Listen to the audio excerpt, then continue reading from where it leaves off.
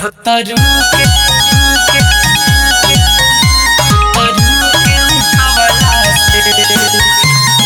पड़ी जा के हम छोड़ दे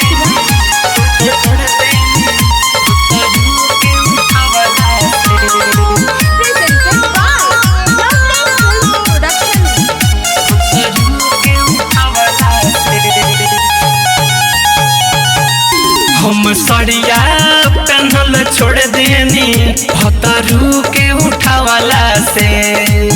हम सड़िया पेन्हल छोड़ देनी भक्तरू के उठावला से दशा करेला बड़ी लड़ेला दशा करेला बड़ी लड़ेला माने न मनावला से हम सड़िया पेन्हल छोड़ देनी भक्तरू के उठावला से हम सड़िया पेन्हल छोड़ देनी भक्तरू के उठावला से दशा करेला बड़ी लड़ेला दशा करेला बड़ी लड़ेला माने न मनावला से हम सड़िया पेन्हल छोड़ देनी भक्तरू के उठावला से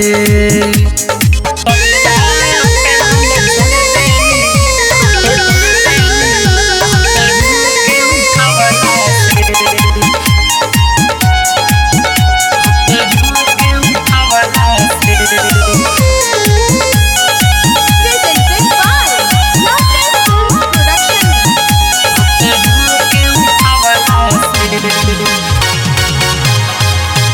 जब पावे ई उठावे न शरमाला हो हरदम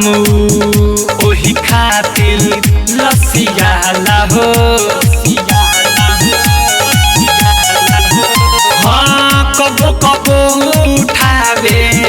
लागे पैना से हाँ पैना से रे पैना से जब पावे ई उठावे न शरमाला हो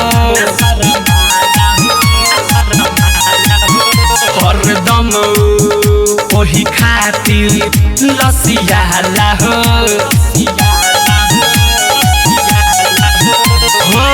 कबो कबो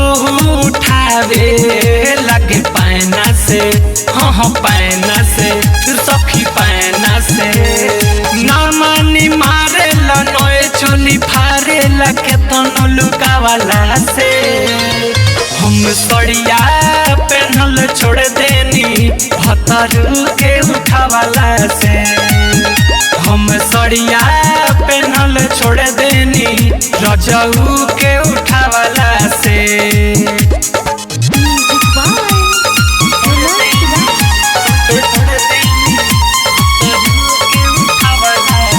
Presented by Loveline Film Production.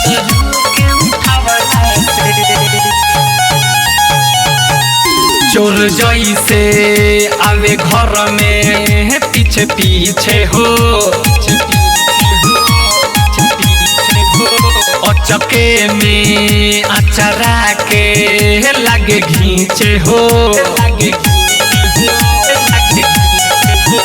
हाँ देख के हंसेले देवरू हीरो बाबू हो